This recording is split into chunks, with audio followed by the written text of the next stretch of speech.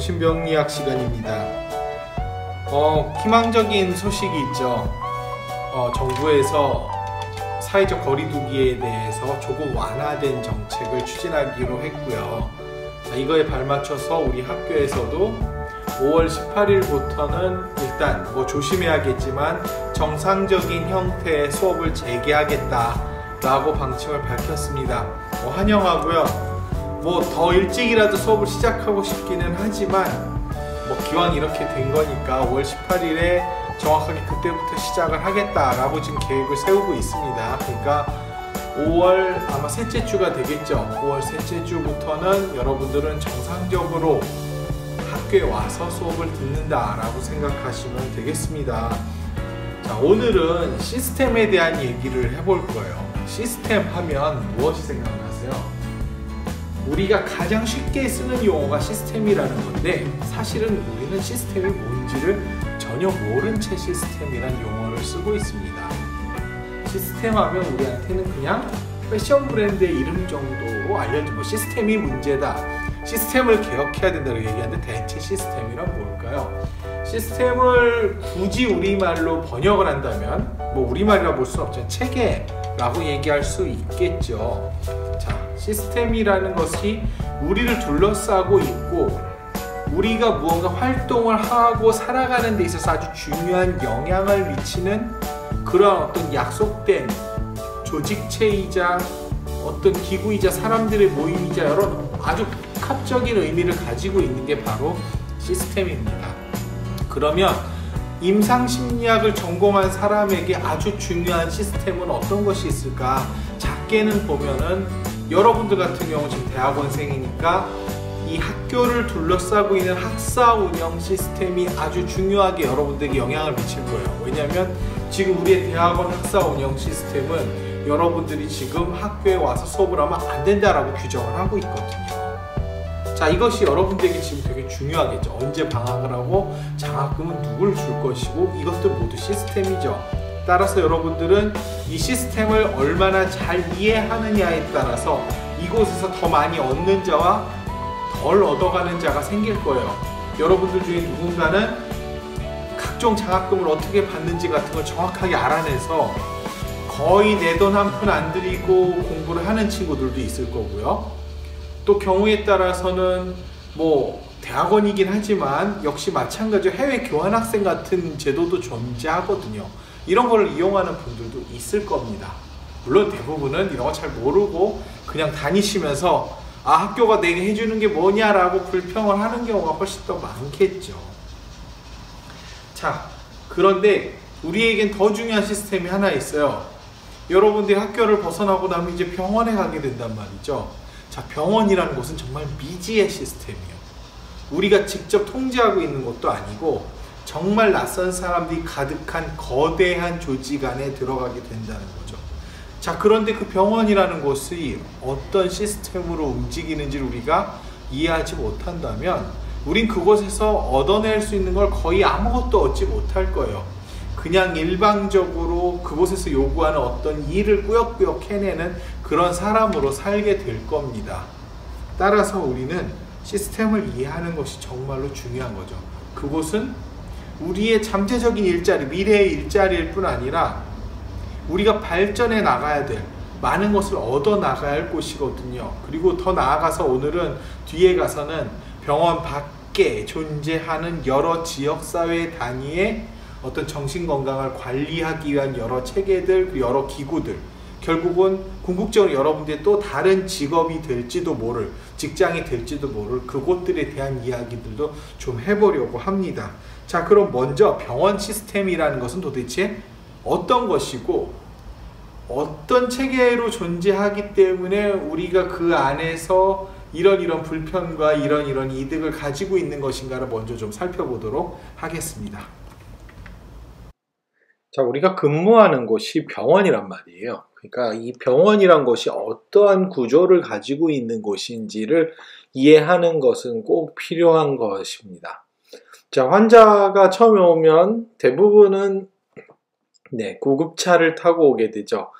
자발적인 입원도 있겠지만 정신과 병원의 특성상 자발적이지 않은 형태, 어떤 구속된 형태로 들어오는 경우들이 충분히 있을 수 있습니다. 자, 그래서 이런 형태로 들어오고 이제 입원 절차를 따르게 되죠. 입원의 결정은 뭐 현재로서는 담당 주치, 정신과 전문의의 결정에 따르게 됩니다.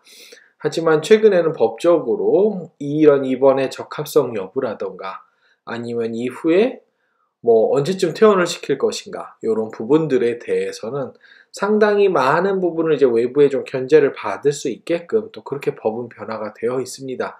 이제 담당의가 있으면서 환자를 굳이 정신과 환자를 어떤 종합병원의 형태에서 치료를 하고 입원을 시키는 이유가 있겠죠. 환자에게 어떤 다른 다양한 의학적 문제가 나타날 수 있어요. 여기 그림은 이제 서전으로 나오지만 꼭 외과적인 문제가 아니더라도 정신과 병원, 종합병원에 있는 정신과 병동에 들어오는 환자들에게 가장 필요한 의학적 서비스 중에 하나는 이 사람의 어떤 정신과적 문제 이외의 의학적 문제들을 진단하고 계속적으로 주시하는 것이 중요하다라는 거죠.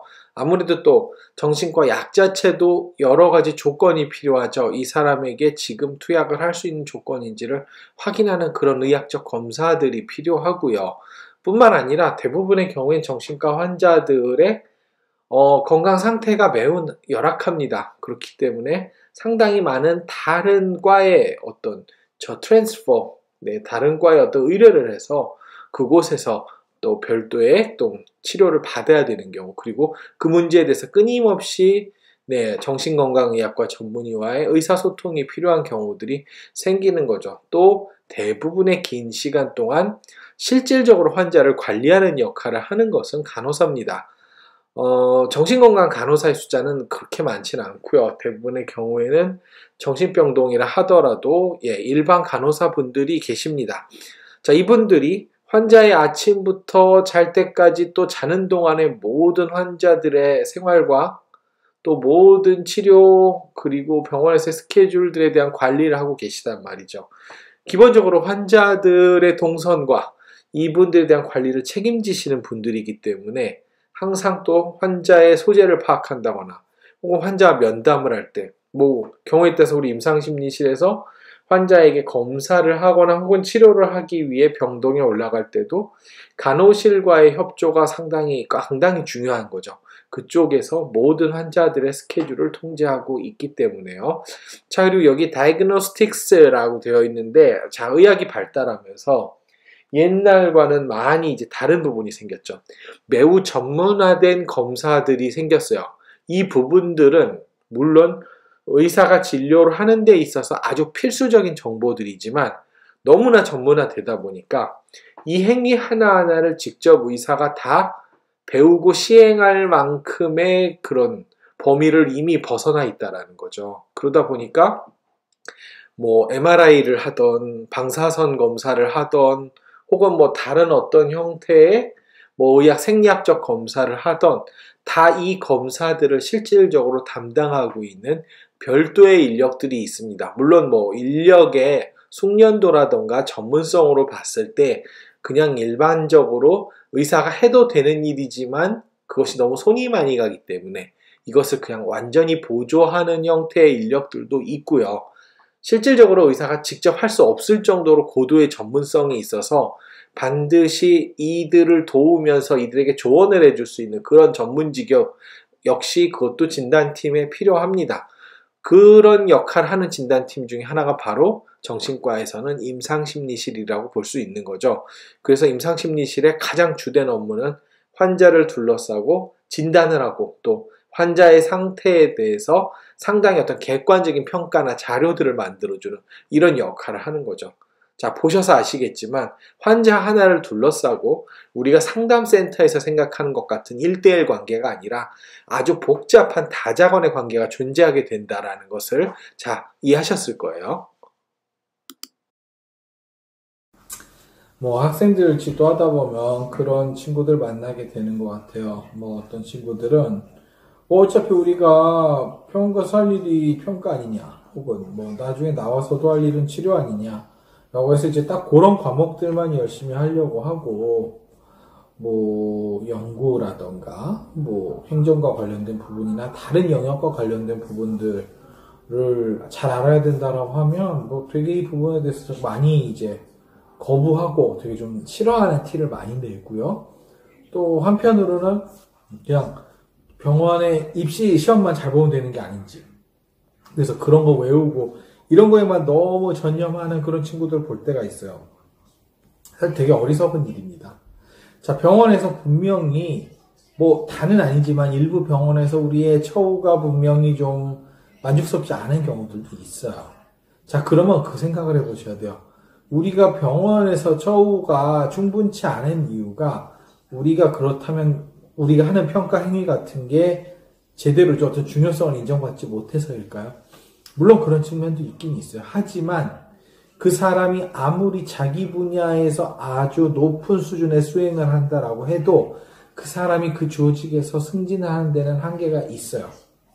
만약에 어떤 사람이 회사에서 하는 역할이 불량품을 검수하는 능력에 대해서 누구보다도 뛰어난 전문성을 가지고 있다 치죠. 이분은 막 한 시간에 한 500개씩의 불량품을 딱 알아볼 수 있어요.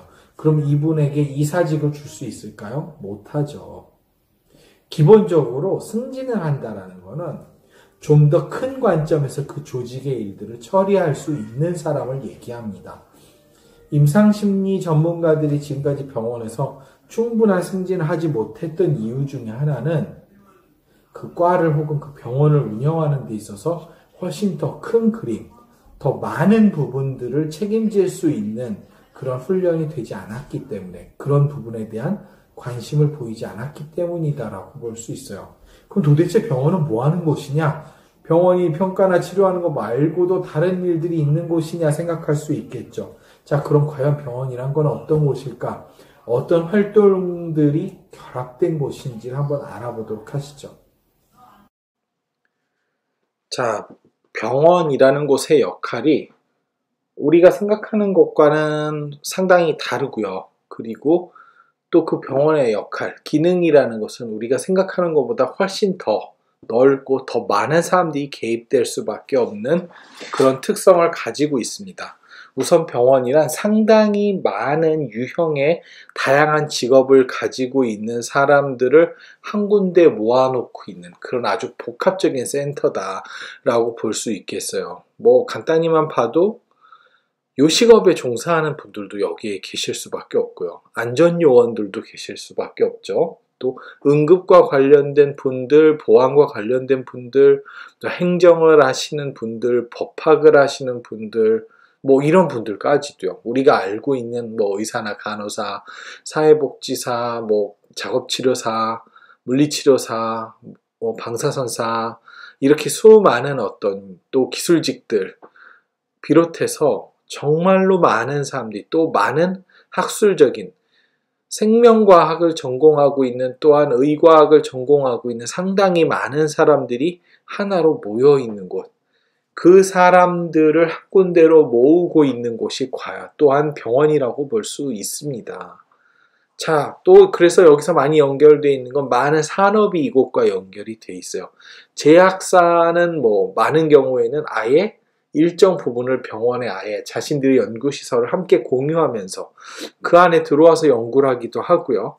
또한 새로 나온 신약의 효과를 검증하기 위해서는 또한 반드시 병원과 협업을 통해서 병원에서의 임상 연구들이 진행되어야 되는 거죠. 자, 이런 것들을 통해서 끊임없이 새로운 지식들이 축적되는 곳이 또한 병원입니다. 자, 또한 병원은 그 지역에 상당히 중요한 많은 것들을 담당하고 있어요. 아시다시피 지금 코로나 사건 같은 걸 통해서 각 지역 병원은 그냥 환자를 보는 병원이 아니라 그 지역에서 벌어지고 있는 상당히 다양한 형태의 의료적 재난들을 처리하는 중요한 기능을 한다라는 것도 이미 이제 많이 경험을 하셨었죠. 그렇기 때문에 여기서는 상당히 많은 지식들이 존재해야 되지만, 또한 이런 지식들을 어떤 형태로 적용해야 될지에 대한 끊임없이 논의가 벌어지는 곳이에요. 수많은 연구들이 논문의 형태로 출판이 되지만 이것들을 그렇다면 임상 현장에서는 어떤 우선순위를 가지고 어떻게 적용해야 될지가 결정돼야 되는 것이죠. 검사 방법, 치료 방법 끊임없이 새롭게 바뀌어야 되고요. 그거에 맞춰서 새로운 장비 같은 것들도 끊임없이 도입이 돼야 되는 것입니다. 자, 그러니까 이곳은 정말로 많은 학자들과 전문가들이 함께 모여 일하고 계속적으로 토의를 하고 계속적으로 새로운 것들이 들어오고 나갈 수밖에 없는 매우 역동적인 구성을 가지고 있는 거예요. 그러니까 우리가 학교에서 가지고 있는 그냥 언제 와봐도 상당히 비슷하고 맨날 있던 거 그냥 있고 비슷한 내용들이 수업이 진행되고 있는 그런 곳과는 비교할 수 없을 정도로 상당히 역동적이고 매우 빠른 일들이 벌어지고 있는 곳이죠. 그것이 바로 병원에서도 많은 의료 스태프들이 함께 협업을 하면서 일어나고 있는 일이고요. 자, 이 부분에 대해서 또한 많은 부분들, 그러면 무엇이 변화되고 어떻게 환자들을 위한 어떤 치료나 다양한 병원의 시스템들이 변화될 것이냐를 또 결정하는 주요한 의사 결정 기구들이 또 존재할 수밖에 없는 거죠. 이분들은 그동안 축적된 많은 연구뿐 아니라 또한 병원에서 얻어진 많은 그냥 경험을 통해서 축적된 지식들, 그리고 현실적인 여건들을 동시에 고려하면서, 그리고 또한 외부적인 조건도 되게 중요하죠. 어떤 보험 시스템이나 전체적인 지역 단위의 환자들의 지불 능력이나 이런 것들을 또 종합적으로 고려를 하면서 이 병원을 어떻게 운영해야 될지를 결정하게 된다는 거예요. 이게 이제 경영적인 측면이고요. 이 경영적인 측면을 또 무시할 수 없죠. 현실적으로 병원의 운영은 민간에게 맡겨져 있어요. 특히 우리나라 같은 경우에는 병원의 공공성을 매우 강조하지만 실제적으로 그 병원을 설립하고 운영하는 것에 있어서의 많은 부분들은 민간이 알아서 돈을 벌어야 되는 시스템이 존재한다는 거죠. 그러니까 매우 제한된 자원 안에서 병원 안에서는 각 과나 각 프로그램에 어느 정도의 예산을 지원해 줘야 될지를 또 결정할 수밖에 없는 그런 이그제큐티브 시스템, 경영 시스템이 존재한다라는 거예요. 이런 경영 시스템 안에서는 전체적으로 아쉽게도 비용 효율성, 시간 효율성이 그렇게 높지 않은 정신건강의학과가 그렇게 중요한 대우를 받긴 좀 어려운 측면이 있고요. 또한 정신건강의학과의 치료나 의료행위 중에서도 더 많은 시간이 들고 더 많은 노력이 필요한, 더 많은 전문가가 투입돼야 되는, 예를 들면은 아주 심도 있는 심리 치료라던가 아니면 아주 밀도 깊은 심리 평가 분석 같은 것들이 별로 환영받을 수밖에 없는 그런 또 보험적인 시스템이 있죠. 또 따라서 이 의료 시스템이 돌아가는 데 있어서는 돈의 문제를 무시하기는 되게 어려운 거죠. 또 한편 의료 소비자들의 관점도 또한 무시할 수 없죠. 우리는 모든 여건이 허락된다면 한 환자를 위해서 정말 며칠이라도 시간을 써서 그 사람과 이야기하고 때로는 그 사람이 사는 곳도 방문해 보고 직접 관찰하면서 또 검사도 차분차분히 며칠에 걸쳐서 너무 힘들지 않게 하면서 이렇게 평가를 해주고 싶겠죠. 그리고 환자들의 심리 문제를 위해서 정말 얼마든지 시간을 써서 일주일에 몇 번씩이라도 또한 치료를 해주는 것이 가장 이상적이라고 생각할 거예요. 하지만 이것은 우리 의료 시스템을 둘러싸고 있는 어떤 돈을 지불해 줄 수 있는 정부 보험 체계나 혹은 직접 일부에 또 돈을 부담하는 것은 환자들이잖아요. 이런 환자들의 니즈와도 사실은 꼭 맞지는 않는다는 거죠. 그렇기 때문에 오늘날 우리의 시스템이 많은 문제가 있다, 많은 불합리함이 있다라고 하지만 이것이 개선되기 위해서는 정말 중요한 것 중에 하나는 우리를 둘러싸고 있는 많은 시스템들도 역시 많이 개선이 돼야 된다는 거죠. 자, 그리고 또 많은 위원회들이 있습니다. 실질적으로 어떤 병원들이 얼마나 잘하고 있고 각 병원들의 어떤 어느 정도의 치료나 의료 행위에 대한 표준을 어떻게 만들 것이냐 같은 것에 대해서 끊임없이 판단을 하는 기구들이 존재하는 거죠. 그런 기구들에서는 끊임없이 여러 시도들에 대한 효과 같은 것들을 검증하고 또한 정보들을 쌓아갑니다. 그것 중에 일부는 새로운 어떤 지식, 학문적 지식의 형태로 논문으로 출판될 수도 있는 거고요.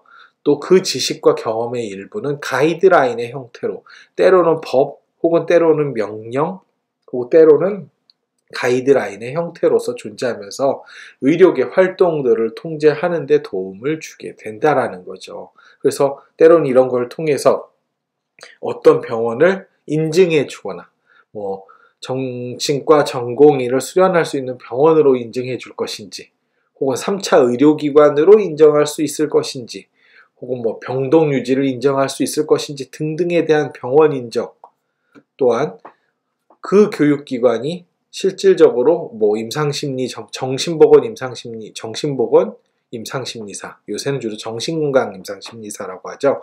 정신건강 임상심리사와 같은 어떤 정신건강 전문 요원들, 혹은 다른 여타 영역의 의학 쪽이나 간호학 쪽의 어떤 전문 영역들을 훈련시키기 위한 적절한 치료 기관인지를 평가할 때도 어떤 이런 학문적인 활동들과 토의와 병원의 운영 경험들을 통해서 얻어진 어떤 가이드라인과 법규 같은 것들이 중요하게 역할을 하게 됩니다.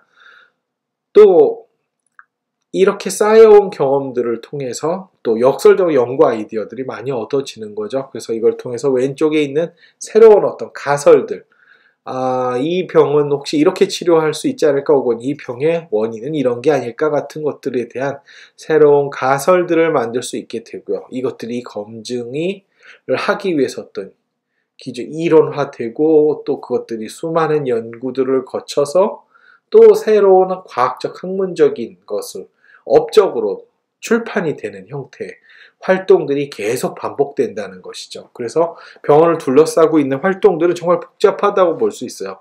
한 축은 매우 연구를 진행하는 기관으로서의 기능이 있습니다. 그런가 하면 관리하고 통제하는 기관으로서의 기능도 매우 중요하고요. 그런가 하면은 새로운 것들을 개발하는 산업, 어떤 산업과의 연계 기능도 매우 강하고, 또한 교육기관으로서의 기능도 있어요. 그러니까 이것은 매우 복잡한 곳이라는 것이죠. 그리고 이것을 둘러싸고 있는 파트너들도 정부, 또 수많은 의학 단체들, 학교들, 학회들, 또 환자 단체들, 환자 소비자 단체들, 그리고 또 이걸 둘러싸고 있는 보험, 정부, 심사평가원, 뭐 또 다른 병원들, 뭐 이런 것들이요. 수많은 기구들의 영향을 서로 주고받으면서 존재해야 되는 매우 복잡한 곳이라는 거죠. 그래서 우리가 생각하는 많은 이슈들, 왜 이런 문제들이 그렇게 쉽게 여기선 왜 해결이 되지 않지, 혹은 왜 이런 식으로 운영되고 있지 라는 것이 이해가 되지 않으신다면 그냥 뭔가 현실에 대해서 불평만을 하시기 전에 먼저 이 병원이라는 곳이 무언가 새로운 시스템을 도입하기 위해서 얼마나 많은 것들이 변화되고 논의되어야 되는지를 좀 한번 생각해 보는 것도 필요할 것 같습니다.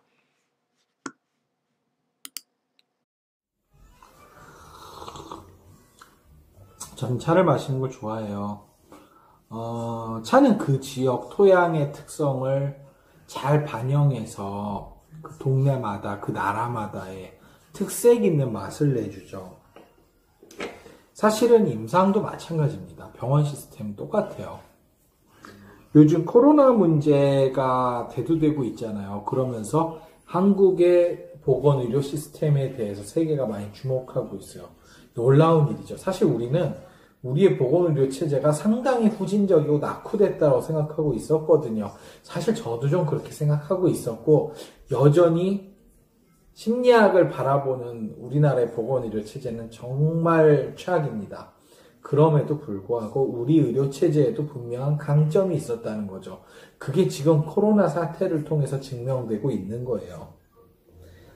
자, 많은 우리 심리학계 특히 교수님들 중에서 미국 유학을 갔다 오신 교수님들은 그런 얘기 하세요.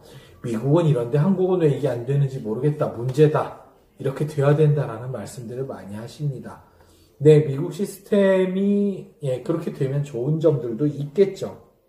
하지만 미국 시스템은 미국 시스템입니다.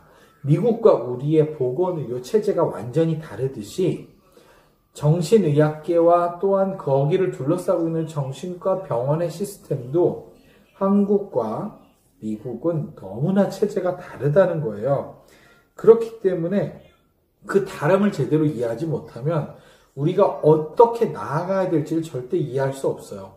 미국은 이렇게 하는데 왜 우리도 그렇게 해야 된다. 현실적으로 한국과 미국 의료 체제의 차이를 제대로 알고 나면 그런 이야기는 할 수 없게 됩니다. 미국 의료 체계랑 한국 의료 체계는 근본적인 차이가 있는데요.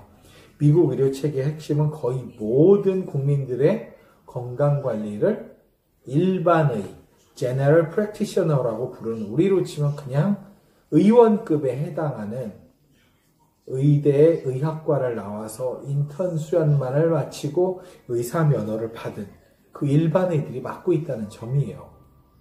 심지어 정신과적인 문제가 있는 분들도 이 일반의를 가장 먼저 찾아가게 되어 있습니다. 그럼 이 시스템 하에서는 현재 어떻게 하면 좀 더 정신건강을 활성화하기 위해서 이 시스템을 보다 잘 활용하려고 하는지에 대한 미국 측의 노력을 한번 먼저 보도록 하시죠. 자.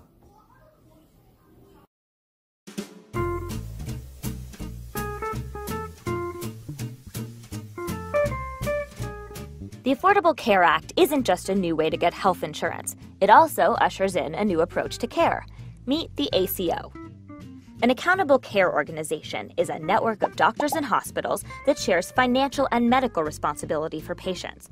The goal is to coordinate care and eliminate unnecessary spending. Medicare set these up around the country, and private insurers have too. In the health system today, patients are usually responsible for coordinating their own medical care. Someone with heart disease may see a primary care doctor, a cardiologist, and maybe even a heart surgeon. But the doctors might not talk much, so they could order repetitive tests or prescribe conflicting drugs. That isn't good for the patient, and it's expensive. It's also not the way things work in most other industries. Imagine your car won't start. Now imagine that to fix it, you had to schlep to the transmission whisperer, the battery baron, the timing belt tycoon, and the piston professional. Each would only look at their piece of the car and not think about how the parts work together. That makes no sense. Instead, you go to an auto garage, where an organized crew works together to make your car run again. An ACO brings that kind of coordination to your medical care. Your doctors, imaging specialists, surgeons, hospitals all work together and share information to figure out the best way to fix you up and keep you healthy afterwards. What's in it for the ACOs? ACOs that save Medicare money get to keep a portion of that savings, if the doctors and hospitals can show they're doing a good job keeping people healthier. So, are ACOs working? Well, the jury's still out. It's unclear how much money ACOs save, and some organizations that tried to form ACOs have quit. There are also concerns that ACOs could reduce competition and lead to higher prices. Wait a minute, how is this different from an HMO? ACOs have been accused of being health maintenance organizations in disguise. Both depend a lot on a primary care doctor who coordinates care. But there are some major differences. Patients in HMOs are covered only when they see doctors that are part of the HMO. In a Medicare ACO, patients can also see doctors outside the ACO. Shouldn't we worry that an ACO can save money by cutting corners? ACOs get graded on a list of quality measures to make sure no one skimps on care people need. These measures don't yet track all aspects of care, but the goal is to give ACOs financial incentives to keep people healthy instead of just treating them once they're sick. Want to learn more?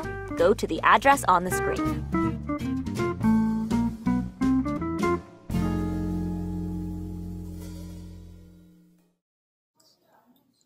자, 보셨겠죠? 이런 시스템을 유지하는 가장 근본적인 이유는 미국에 전문의가 별로 없다는 거예요. 정신과 전문의 숫자가 매우 적습니다.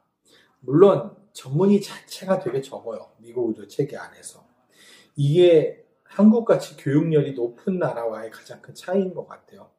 자, 한국에서는 어떻게든지 좀 더 좋은 대우를 받을 수 있는 직업에 가기 위해서 어떤 교육에 투자하고 노력하는 데 대해서 누구도 이 노력을 마다하지 않죠. 그러니까 과잉 경쟁이 있는 나라예요. 그러니까 모든 부모님들이 또 모든 학생들이 의대나 법대 같은 데를 되게 가고 싶어 하고요. 되게 그런 곳에 가서 남보다 더 뭔가 돈을 많이 받는 그런 직업이 되고 싶어 한다는 거죠. 물론 그만큼 직업 안정성이 떨어지거나 어떤 직종 간의 임금 격차가 크기 때문에 벌어지는 일일 수도 있습니다. 자, 미국이나 다른 선진국에서 나타나는 주요한 특징이라면 대부분의 학생이나 학부모들이 굳이 그런 직업을 가지려고 노력하지 않아요.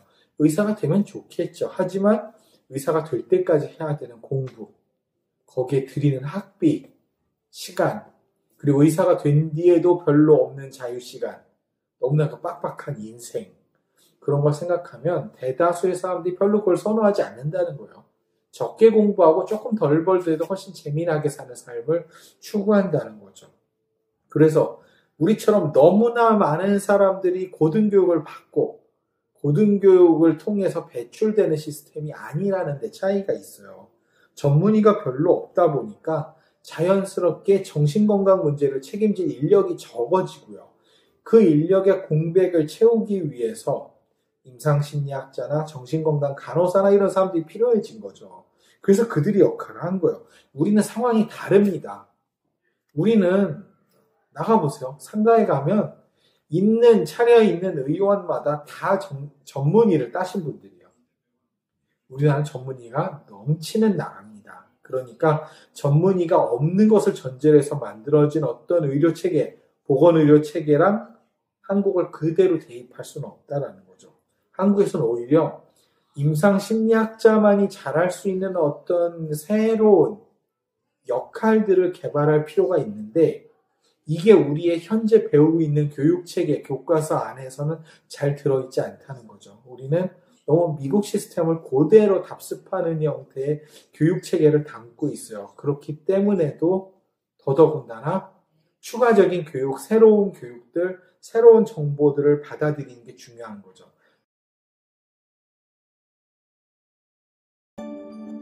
When you're looking for medical or mental health treatment, there are lots of choices and lots of claims about what works. There's advice from friends and family, news headlines, and the internet. The truth is, not all treatments work equally well. So how do you know what's best? Evidence-based treatments give you the best chance for recovery. There are different perspectives on exactly what it takes for a treatment to be considered evidence-based. In general, the scientific community looks at three things: the number of research studies, the quality of those studies, and whether experts agree the treatment works. Let's learn more. Evidence-based treatments have been tested in multiple research studies. One study isn't enough to really know whether a treatment works. Our confidence grows when studies are repeated and researchers find the same outcome. This is especially true when treatments have been studied by different researchers in different settings, all with similar results. The quality of those studies is important too. In high-quality studies, the people in the study are the kind of people who would use the treatment being tested. In addition, the treatment being tested is compared to another treatment or to no treatment. And participants are randomly assigned, by chance, to the treatment groups. That way, we know the groups are the same at the start and that improvement during the study is due to the treatment. Another characteristic of evidence-based treatments is expert agreement that they work. If a study is published in a scientific journal, it means reviewers examined how the study was done and agree with the conclusions. There are also organizations, like the Institute of Medicine, American Psychiatric Association, and Department of Veterans Affairs, that review studies and publish recommendations identifying evidence-based treatments. The stronger the recommendation that a treatment is effective, the more confidence you can have that the treatment has good outcomes. So, when you're searching for a treatment, look for the term evidence-based. When your medical or mental health care provider offers a treatment, ask about the research that supports it. If the treatment isn't evidence-based, ask why it's being recommended. For most people, evidence-based treatments offer the best chance for recovery. For information about evidence-based psychotherapy and medication for post-traumatic stress disorder, or PTSD, visit the National Center for PTSD website at www.ptsd.va.gov.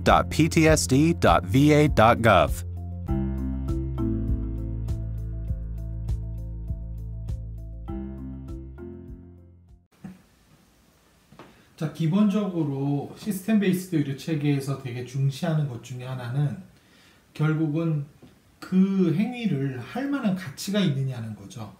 여기서 되게 중요한 게 근거 기반 의료 행위입니다. 과연 이 행위가 얼마나 충분히 연구를 통해서 그 가치가 검증되었는지가 매우 중요한 평가 잣대가 되는 거죠. 그래서 항상 다양한 형태의 연구를 통해서 이것이 얼마나 가치 있는 행위였는지를 검증하는 것이 되게 중요한 작업이 되는 겁니다. 자, 그런데 이렇게 꾸준히 어떤 검증 작업을 계속하게 될 때 이것들이 자료로 쌓이게 되는데 우리가 이것을 얼마나 쉽게 알 수 있겠냐는 거죠.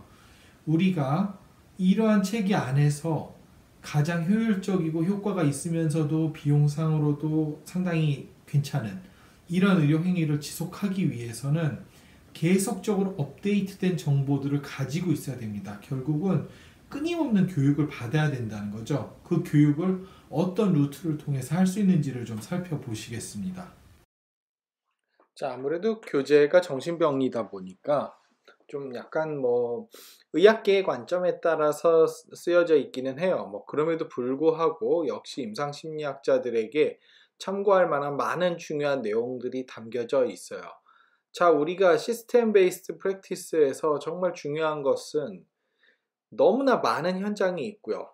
우리가 상상할 수 없는 정말 다양한 문제들이 발생하고 있고 또 문제의 양상이 변해가고 있다는 거예요. 그렇기 때문에 우리가 수련을 받고 자격시험을 통과해서 혹은 학위를 받았다라고 해서 결코 모든 것이 끝나지 않는다라는 거죠. 모든 임상가들은 끊임없이 계속적인 재교육을 받아야 돼요. 만약에 내가 더는 재교육 같은 건 받고 싶지 않다. 나는 그냥 내가 아는 것만 하고 싶다라고 하면 자, 어떻게 되겠어요? 임상가로서 그분은 은퇴를 하시는 게 맞는 거죠. 계속적으로 문제는 변화되고 있고 또 문제를 해결하는 기술도 바뀌고 있단 말이에요. 자, 우리가 학회를 왜 가겠어요? 학회를 가는 가장 큰 이유는 전문가들에게 재교육에 새로운 것들을 접할 수 있는 기회를 준다는 거죠. 때로는 거기 전문 기술이나 임상적 직연에 대한 아주 전문된 특성화된 강의들이 개설되기도 하고요. 때로는 현재 진행되고 있는 연구나 주요 이슈들에 대한 컨퍼런스들도 다양하게 열립니다. 이런 것들을 통해서 나의 어떤 보는 눈을 넓히고 나의 능력을 더 키워가는 거죠. 또 그뿐만 아니라 수련도 되게 중요한 거죠. 임상 실무 자체를 익히는 것이 반드시 필요한데 그렇게 생각하실 수 있어요. 임상 실무라면은 내가 수련을 받는 동안에 충분히 다 한 건데 무엇이 더 필요하지라고 하는데 자, 내가 수련받은 이후에 새롭게 발견된 것들도 너무 많잖아요. 새로운 치료기법 같은 것들, 책으로만 봐서 충분히 알 수 없는 것들, 강의만 들어서도 충분치 않은 것들도 있을 수 있어요. 그러면 이런 것들은 어떻게 하느냐? 이거를 위해서 또 몇 가지 방법들이 있죠. 단기간에 걸쳐서 어떤 특정한 임상 기술을 배우기 위해서 그 해당 기술에 있어서 상당히 앞서가 있는 어떤 기관에 파견을 가서 그곳에 가서 체험을 쌓는 경우들이 있고요. 아예 좀 장기로 한 1년 이런 식으로도 아예 연수를 가는 경우들도 많습니다. 그래서 많은 임상가들이 일정한 시간을 투자해서 보다 앞선 의료를 하고 있는 곳에 가서 그곳의 팀의 일원으로서 참여를 한다라는 것이죠. 이런 경험들이 매우 중요해요. 우리는 마치 많은 임상 기술들을 그냥 어떤 워크숍이나 이런 형태를 통해서 배울 수 있다 혹은 책을 통해서 배울 수 있다고 생각하지만 전혀 그렇지 않습니다. 우리가 전문가를 키우는 데 있어서 임상 수련, 기관을 통한 수련을 강조한 이유도 사실 제대로 프랙티스를 배울 수 있는 방법은 진짜 그 일을 하는 곳에 가서 일하는 것밖에 없기 때문이거든요. 그렇기 때문에 이런 방식이 아닌 형태로서는 절대로 그 사람의 전문성을 키울 수가 없다. 그런 거 없이 충분히 슈퍼비전이나 교육만을 통해서 훌륭한 임상가를 키울 수 있다? 거짓말입니다. 그런 형태로 임상 전문가가 클 수는 없어요. 그래서 끊임없이 직업인으로서의 전문가로서의 자기 개발을 해야 되고요. 그 개발의 영역이라는 거는 물론 원래 자기의 의료 기술 영역 부분도 잘 해야 되겠지만 그거 말고도 점점 더 요구되는 것들이 많다는 거죠. 나의 기관을 직접 운영하는 능력들도 필요하고요. 또 항상 다른 외부에 있는 많은 사람들과 자문도 해야 되고 서로 간에 계속 의사소통을 해야 되는 역할 같은 것들, 수많은 협업을 해야 되는 그런 것들이 존재합니다. 뿐만 아니라 건강정책이나 이런 부분에서 활동을 하게 될 수도 있고요. 경우에 따라서 어느 정도 정치적인 역할을 할 수도 있는 거죠. 상당히 다양한 역할들이 주어지는 게 또한 임상 전문가들의 삶의 묘미인 것 같아요. 그러니까 이러한 능력들, 학교나 수련을 통해서 충분히 익혀지지 않는 것들도 사실은 학회라든가 유사한 어떤 모임들을 통해서 충족이 되어질 필요가 있는 것입니다. 자, 정말 중요한 얘기를 하나 해봐야 될 것 같아요. 우리가 실질적으로 임상활동을 하는 목적, 과연 무엇을 위해서 이 활동을 하느냐라는 것이죠. 우리가 계속적으로 연구를 하고 노력을 하고 많은 걸 배우는 목적은 과연 무엇일까요? We know more about our field and about what benefits our patients than anyone. The specifics of healthcare are complicated and no one understands that issue better than a physician. We want to be able to design programs and design methodologies of everything from payment to quality measurement so that patients benefit and we can practice in a manner that we're comfortable with and provide the best care possible. And we try to convey that information effectively to our elected representatives. So far so good, but there's plenty of work yet to be done. 결국 우리가 시스템을 고민할 때는요, 누구한테 유리한 체계냐 이런 건 전혀 중요하지 않아요. 정말 우리가 신경 써야 되는 건 환자에게 최선이 뭐냐라는 겁니다. 우린 너무 오랫동안 이런 얘기를 하는 게 너무 익숙해져 온 것 같아요. 병원에서 우리의 역할, 우리가 좀 더 대우를 받는 곳은 어디냐? 어떻게 하면 우리가 더 좋은 인정을 받을 수 있느냐? 사회에서 우리가 남들보다 다른 직업군보다 얼마나 더 좋은 인정을 받을 수 있느냐 이런 얘기들을 많이 하거든요. 자, 그런데 이것은 사회에서는 아무 의미가 없는 얘기들이에요. 누가 우리 직업군에 더 좋은 대우를 해주기 위해서 사회적인 비용을 지불하겠습니까? 이게 중요한 게 아니죠. 정말로 중요한 건 환자를 위해서 줄 수 있는 최선이 무엇이냐를 생각해야 되는 것이죠. 현재 정신의료 체계가 추구하고 있는 가장 큰 방향이라고 하면 예전처럼 그냥 증상만 없으면 된다라는 게 아니라 환자가 돌아가서 충분히 자기가 만족할 수 있는 삶을 살 수 있게 하기 위해서는 어떠한 도움들을 줘야 되느냐라는 것을 얘기하고 있습니다. 이거는 결코 약물치료 혹은 심리치료만으로 해결될 수 있는 부분이 아니에요. 결론적으로 얘기하면 우리의 능력만으로 혹은 정신과 의사의 능력만으로도 달성할 수 없는 일들이라는 거죠. 여기서 가장 중요한 게 바로 협업체계입니다. 여러 분야의 전문가들이 함께 일을 하면서 무언가 도움을 줄 수 있는 방법을 찾아야 된다는 거죠. 이 협업체계 중에 지금 미국에서 잘 시행되고 있는 시스템 하나를 한번 살펴보시도록 하겠습니다. Hello and welcome to Teachings in Education with Frank Avella, wraparound service plans in an educational setting.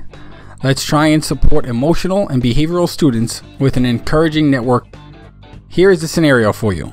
Let's say there is this one student that just will not behave in the classroom. No matter what the teacher or parent or principal does, this student continues to cause disruption. The same question comes up time and time again. What do we do about this? How do we get this student to behave? The answer is that it takes a collective effort. Teamwork makes the dream work. You don't have to solve every problem by yourself. Remember, the saying goes, it takes a village to raise a child. So what are the aims and goals of wraparound services? Wraparound plans should address school, home, safety, social, emotions.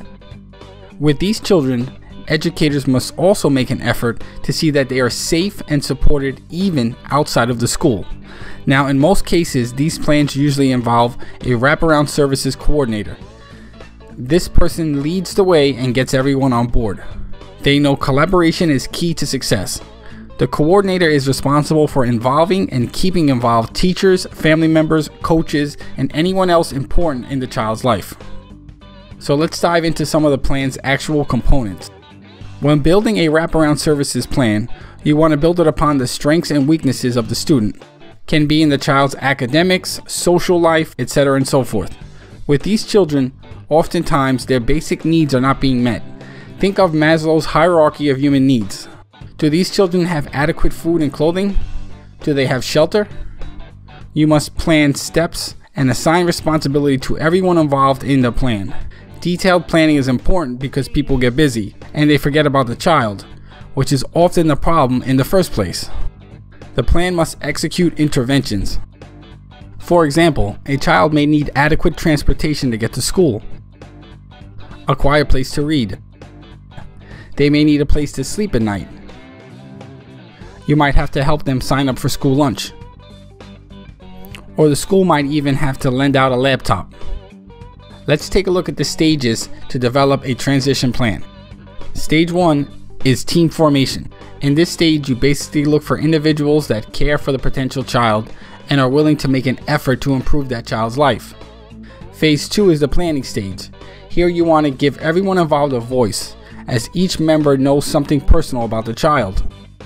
Phase 3 is the implementation of the plan.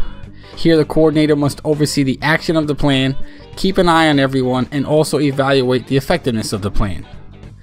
And lastly, phase 4 is transition. You don't want wraparound service plans to last forever. Hopefully the child is able to grow and make the right decisions by themselves. Right now I want to say thank you for your time. Please like, share, and subscribe to this channel. Links to wraparound services information will be posted below shortly.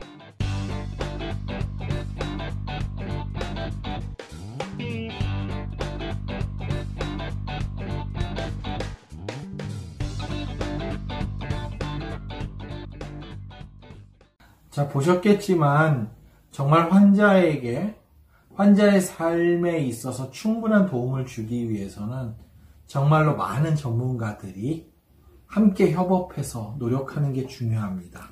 협력이 꼭 필요한 분야가 이곳이라고 생각해요. 정신과에서는 환자가 증상을 없앤다고 해서 그게 모두 해결되는 게 아니에요. 환자는 여자친구도 만나야 되고요. 남자친구를 사귀어야 되고 결혼도 해야 됩니다.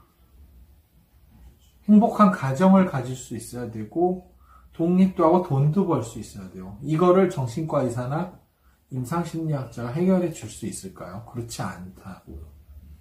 이런 분야 각각의 도움을 줄 수 있는 정말로 많은 전문 인력들이 하나로 힘을 모아야지만 환자에게 도움을 줄 수 있습니다. 제가 예전에 지역사회에 자문을 맡았을 때 제일 안타까웠던 게 그거예요. 어떤 성격장애로 발전할 가능성이 되게 큰 청소년들을 상담을 맡는 역할을 했었는데요. 어느 곳에서도 너무 힘들어서 못 맡는 그런 케이스를 제가 맡은 적이 있는데 안타까웠던 건 사실 이런 친구들이라고 해서 상담이 안 되는 거 아니거든요. 조금만 신경 써서 조금만 기간을 두고 꾸준하게 심리치료를 심층적으로 진행하면 다 나을 수 있는 그런 친구들이었단 말이죠.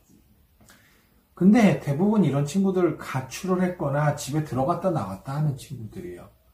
당장 내일 어디서 잘지 모르고 당장 내일의 삶이 어떻게 될지 모르고 뭐 알바 자리 있으면 또 거기 가서 뛰어야 되고 이런 친구들이다 보니까 도저히 꾸준하게 치료를 받으러 오라고 할 방법이 없었어요. 그때 너무 안타까웠던 거는 얘들이 집을 나오더라도 좀 어딘가 안정적으로 가서 자고 지내고 밥도 먹을 수 있는 그런 곳만 있어도, 그리고 내가 만약에 그런 곳에 가서 치료를 진행해 줄 수 있다면 얘들에게 얼마나 큰 도움이 될까라는 생각이 들었었습니다. 자, 이런 도움은 병원에서 줄 수 있는 거 아니에요. 학교에서 줄 수 있는 것도 아니죠. 이것은 보다 많은 다양한 인력들, 때로는 공무원부터 사회복지사부터 다양한 인력들이 하나로 머리를 맞대고서 무언가 답을 찾아야지만 가능한 일들이에요. 지금 시스템 베이스드 된 프랙티스는 바로 이런 특징을 갖고 있습니다. 이제 병원을 넘어서서 무언가 실제 다양한 현장에서의 치료를 제공해 줘야만 환자를 실제로 우리가 원하는 만큼 또 환자가 만족할 만큼의 상태로 사회에 복귀시킬 수 있다라는 거죠. 자, 이런 걸 위해서는 우리만을 주장해서는 안 돼요. 당연히 우리가 잘 되는 거 중요하죠. 하지만 우리가 잘 되기 위해선 우리가 잘하는 역할을 먼저 발굴하고 그것이 얼마나 가치가 있고 특히 얼마나 환자를 위해서 의미가 있는지를 먼저 입증해 내셔야 됩니다. 이것을 먼저 신경 써. 환자의 삶의 질이 최우선이다. 우리는 거기에 중요한 역할을 할 수 있을 때만 의미가 있다는 걸 명심하셨으면 좋겠어요. 오늘 수업은 여기까지입니다. 지난 시간에 이어서 플라이트 타이머, 오리스 시계에 대해서 조금 더 얘기를 해보려고요. 오늘 얘기하고 싶은 이야기는 바로 상징놀이와 환상에 대한 부분입니다. 사실 상징적인 역할놀이 같은 건 어렸을 때부터 많이 발견이 되죠. 어렸을 때 어떤 역할을 하는 상징놀이 같은 거는 사회성의 발달이나 언어를 습득하는 데 있어서 매우 중요하다라고 발달 심리적으로 많이 알려져 있습니다.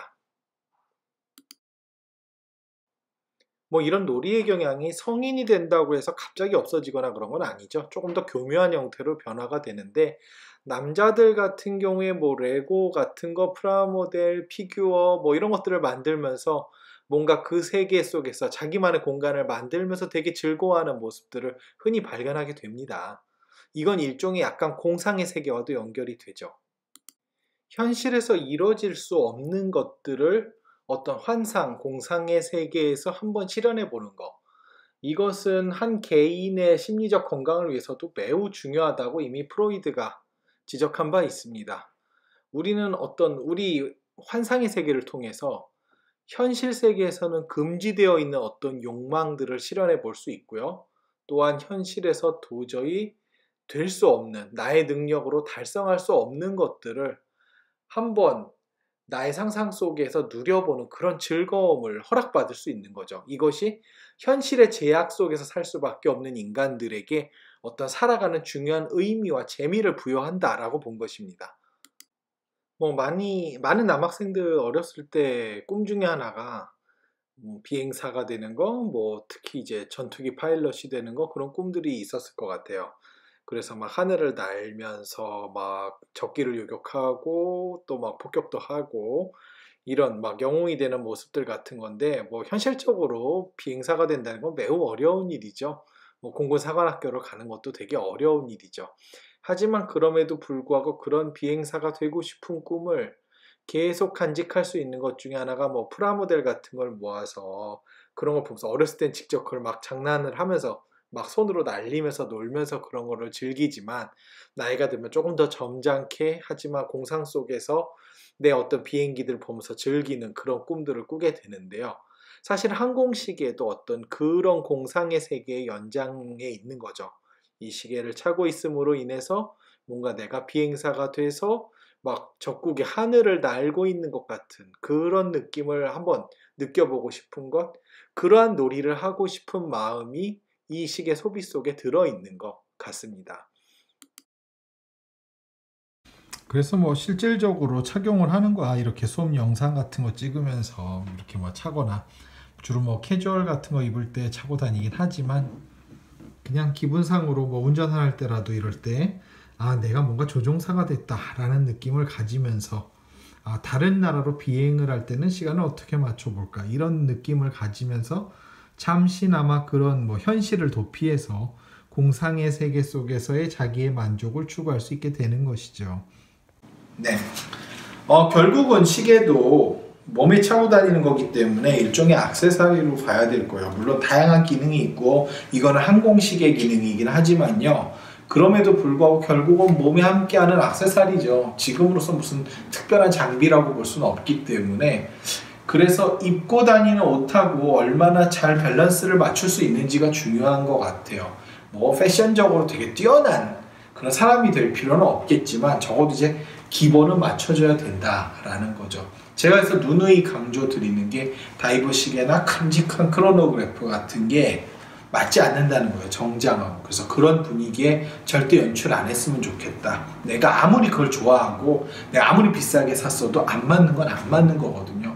차라리 정장에는 훨씬 작고 싼 시계가 더 훨씬 잘 어울릴 수 있어요. 그래서 이런 부분들 좀 신경 써주시고, 저는 이런 플라이 타이머 같은 파일럿 시계, 착용할 때 가장 사랑하는 복장은 바로 가죽 잠바 같은 그런 형태의 복장이요. 이걸 딱 가죽 잠바를 입고 자 이렇게 플라이 타이머를 장착을 하면 제가 어딘가에 지금 뭐 큰 비행기를 몰고 나가는데 뭐 여객기는 아니겠고요. 여객기는 좀 기장님이 정장 같은 옷을 입으니까요.